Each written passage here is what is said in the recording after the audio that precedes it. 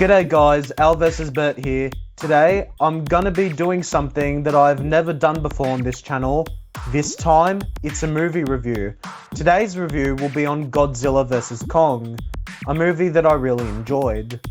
Now, before we get to the review, I'll be talking about a few things that will spoil the movie for you. So if you haven't seen Godzilla vs Kong yet, I suggest that you click away from this video and watch the movie, so it's not spoiled. You have been warned.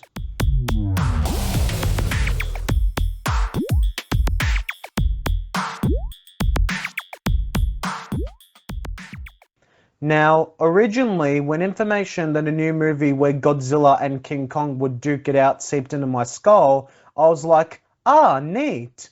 But I didn't get too excited at first, since I kind of forgot Godzilla and King Kong at that time.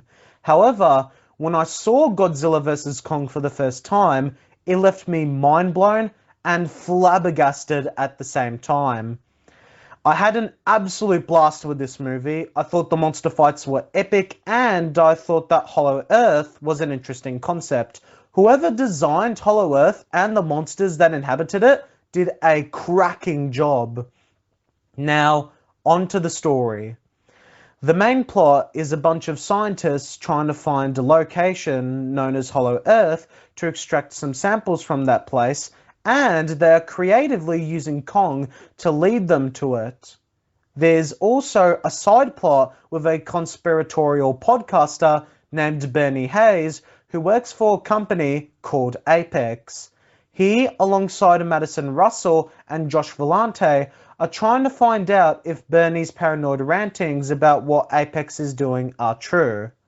Also, in the beginning of this film, or towards the beginning, Godzilla attacks Apex and unintentionally kills innocent bystanders for supposedly no reason, which shocked me, because in Godzilla 2014 and King of the Monsters, Godzilla was portrayed as the good guy and the hero.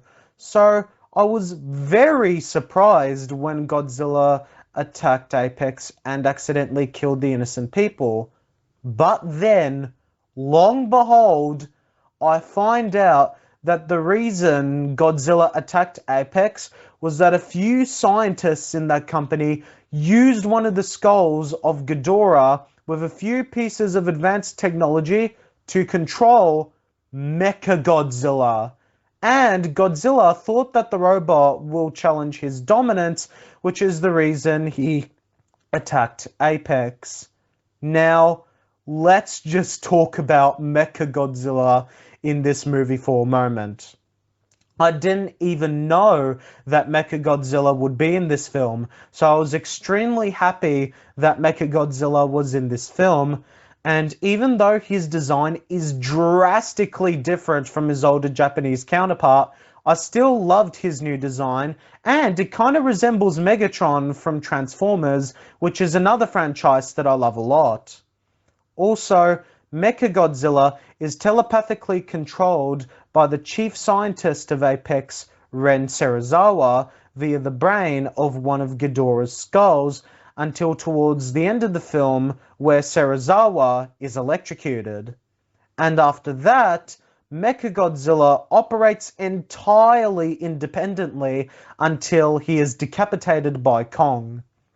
Speaking of which, what I love the most about this film is that while Godzilla obliterated Kong in the fights they were in, they eventually teamed up together to destroy Mechagodzilla once and for all, and King Kong wields an axe made from one of Godzilla's fallen dorsal plates. Shut up and take my money. Speaking of Ren Serizawa, the novelization of Godzilla vs. Kong shows Serizawa surviving the electrocution, and according to the novel, Serizawa is possessed by Ghidorah.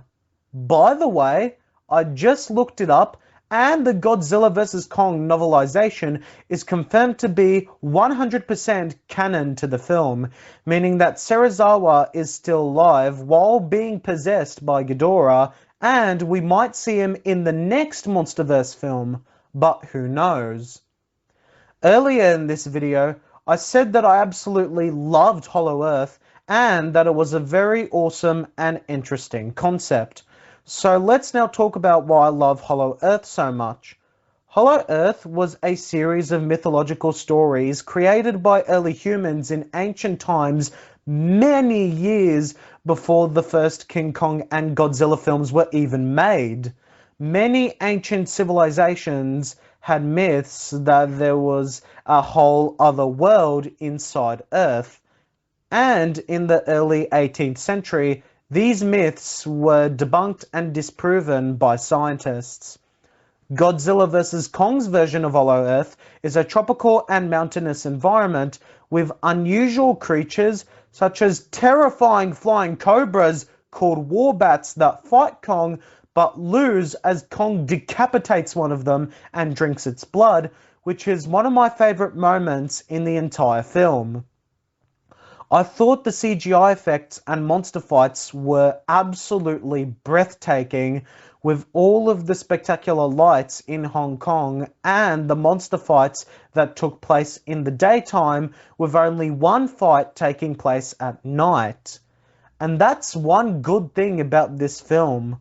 One thing I didn't like from both Godzilla 2014 and Godzilla King of the Monsters was that the monsters always fought at night and on a rainy day, making it more difficult to see. Godzilla vs. Kong had no rain in any of their monster fights, so I'm very glad that the filmmakers improved the monster fights. One thing about this movie that I thought was very creative was the use of King Kong.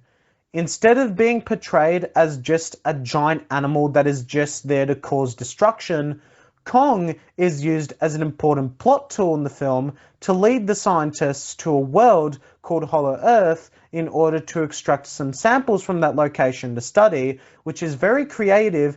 And there were actually times where I felt for Kong in this film, and even though I've been a Godzilla fanboy throughout all my life ever since I was a kid, I found myself rooting for Kong throughout the entire movie, which is actually really amazing that they gave Kong and Godzilla so much characterization. In terms of the human characters, the film gave them the bare minimum basics of any human character in movies and TV shows. The film establishes the characters, their motivations, why they're doing what they are doing, and most importantly, why are they in this movie. I thought that the human character scenes were paced out well, and a lot of them are not that long due to the movie mainly focusing on the entertaining monster fights, which is why we, the audience, came to see the movie in the first place. My favourite fight scene in the entire movie was definitely the boat fight. The beginning of the fight shows the scientists transporting Kong to Antarctica, where there is an entry point to Hollow Earth. Of course, this goes horribly wrong when Godzilla ends up detecting Kong's presence and goes after him. The many ships and planes around fire missiles to try and stop Godzilla from approaching Kong, but of course, Godzilla is Godzilla, and the missiles do nothing but enrage him even further, and Godzilla completely obliterates most of the ships, slicing through them with his dorsal plates and destroying them by whipping them with his tail, which I thought was pretty awesome. Well, I hope you guys enjoyed the video. Don't forget to leave a like, comment, and subscribe, as that helps the channel, and ring the bell to get notified about my latest upcoming videos. This is Al vs. Bert, signing out. Goodbye.